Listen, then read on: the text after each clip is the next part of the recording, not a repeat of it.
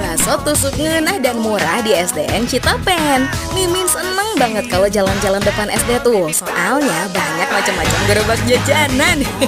Kali ini Mimin jalan-jalan pagi di sekitaran SDN Citapen nih.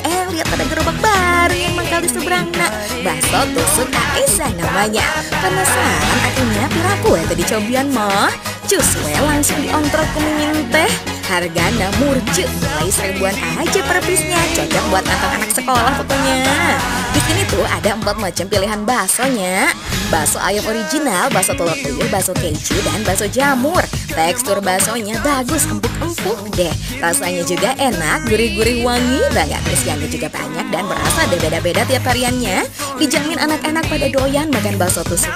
Nah, kalau buat pecinta pedas gak usah khawatir besti. Ada 4 macam sambal nih. Kalau buat level amatir bisa pilih saus asam manis pedas dan sambal bawang.